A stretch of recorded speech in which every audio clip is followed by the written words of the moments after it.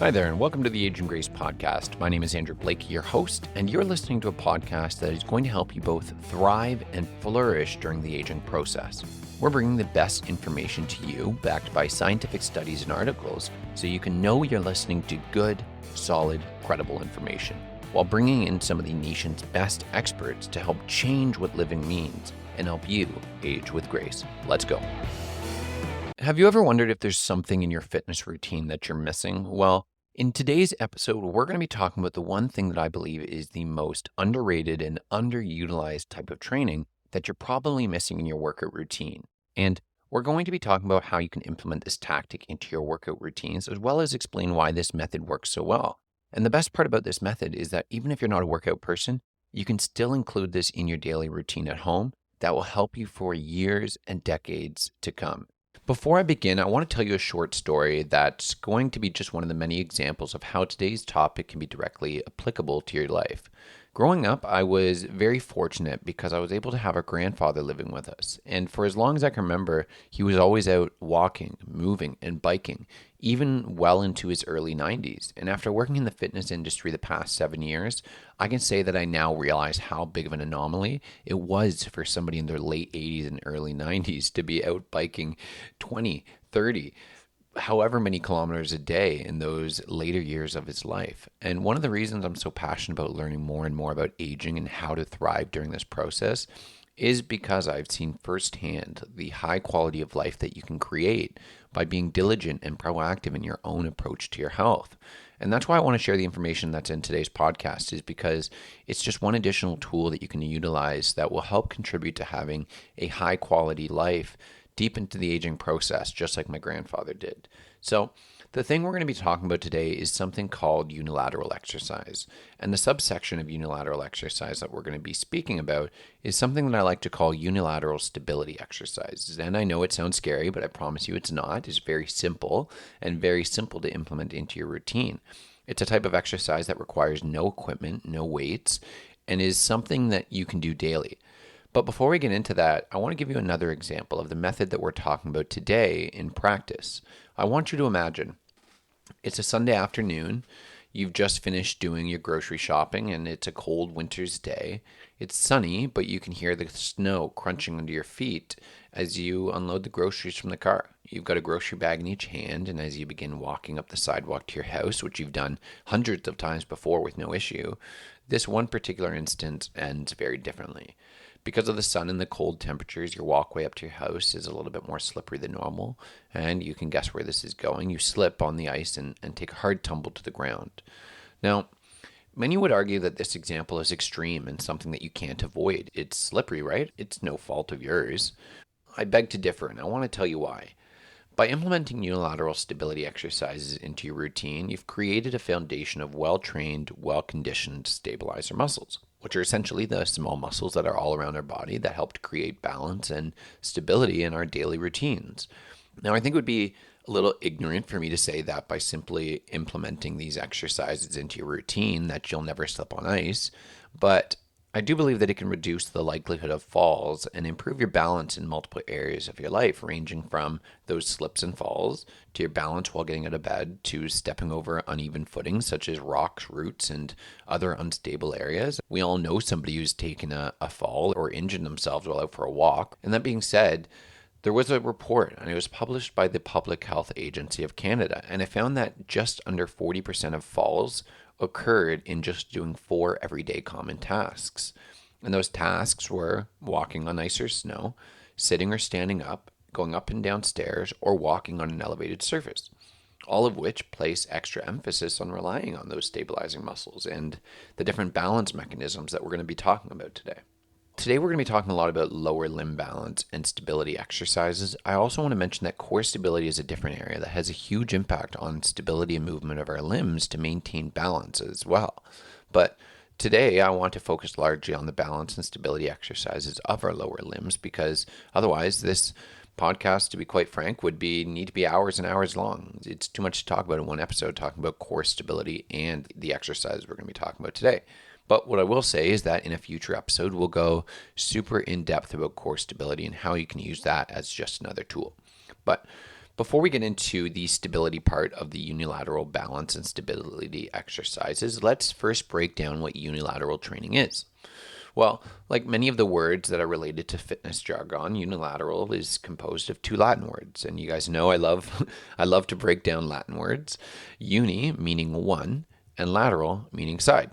So if anybody asks you what lateral means tonight when you're out with your friends sipping wine or watching a movie tonight, you can say that you know what lateral means. It means side. So what exactly does a unilateral mean when it comes to exercise, though? It's a fancy word that simply means we're using one side of our body. So let's give a quick example for understanding's sake. If you were to do a squat, that would be a bilateral exercise because you're using both sides of your body. Two sides. Bi means two. If you were to do a single leg squat, which is considered a fairly advanced exercise, that would be a unilateral exercise. And I just wanted to give you this example to help you visualize the difference between unilateral and bilateral exercises. Unilateral simply means that we're isolating and working one side of the body. So now that we know what unilateral training is, let's dive deeper into the subsection I like to call unilateral stability and balance exercises, the main topic of today's conversation. Unilateral balance and stability exercise places extra focus on balance exercises that put your body in a position that require you to balance. It requires you to actively recruit and use the muscles that are responsible for correcting and maintaining posture. And one of the ways we do this is by putting ourselves in positions that require us to balance. Balance as a whole is largely regulated not just by our muscular system, but also in combination with our brain and a system of our body called the vestibular system, which we're going to do a very high overview of right now. So the vestibular system is mainly composed of a couple of organs within our inner ear. Each of these organs lies a fluid that can move around and is sensed by small hairs within that organ. And the organ then sends messages to our brain, our eyes, and other areas of the body which then react to help us maintain balance. That's why sometimes people might feel nauseous or have difficulty maintaining balance while in peculiar instances, such as on a plane or boat, which causes our vestibular system and our eyes to send messages that don't necessarily align with one another. I find it really interesting, and I hope you do too. But let's get back to our stability and balance exercises and talk about the benefits it actually provides you so that you can decide if it's something worth throwing into your routine. So we're going to talk about a couple of the other key benefits of unilateral balance and stability exercises right now, and then we're going to talk about how you can implement this type of training should you decide you'd like to. So one of the benefits is that it can help to correct muscular imbalances. So humans are creatures of routine. We wake up at similar times each day. We go to work performing almost the same movements and activities every single day for 8 or 9 hours a day.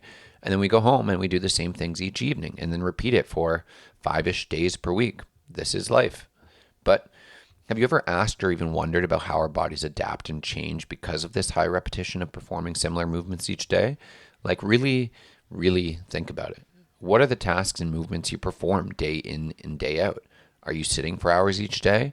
Are you carrying a bag with you all the time? Are you driving hours and hours? Are you on your feet all day? We all have things that we do in our life that we repeat day in and day out. And all these things can have an impact on the body. And I want to tell you one of the most common things I see when it comes to muscular imbalances so you can really understand how this applies to you and how common this actually is. So for somebody who works a typical 9-to-5 office job, there's a common thing we see with these individuals. After working at a desk for many hours a day, day in and day out, many individuals begin to develop slight or more severe rounding of the shoulders and another condition called kyphosis, which simply means rounding of the upper back. It's becoming more and more common as we spend more and more hours a day seated at a desk or in a chair. And everything we do has an impact on our body, and the more we do it, the greater impact it has. And this is just one of the many ways muscular imbalances can begin to develop. And I wanted to share it so that you can understand that muscular imbalances are common. We all have them for the most part, and it's up to us to implement strategies to combat them to create a more well-rounded version of ourselves. And yes, that pun wasn't intended. So one of the ways we can do that is through isolating the specific problem or imbalance that we're facing and working on that specific area with unilateral training. Now, another benefit is that it can reduce the likelihood of injuries as well as the severity should an injury occur. When we do stability and balance exercises, it not only improves the coordination and recruitment of the stabilizing muscles around the knees, ankles, and feet, but it also trains the ligaments and tendons of our muscles to provide better joint stability and function. And those who have had a ankle injury could especially benefit from balance training as a way to prevent future injuries from occurring. The last benefit I want to talk about today is the way it influences your daily movement in your life. By implementing balance and stability work into your daily routine, it's going to allow you to feel more comfortable in the way that you move. And it's a benefit that, to be honest, I've struggled to figure out how to write it. It's something that you need to experience, and a lot of people haven't. But I think it's something that I think could be better understood by just giving you an example. Have you ever watched a dancer move and perform these intricate and beautiful dance moves or movements on a stage or on television?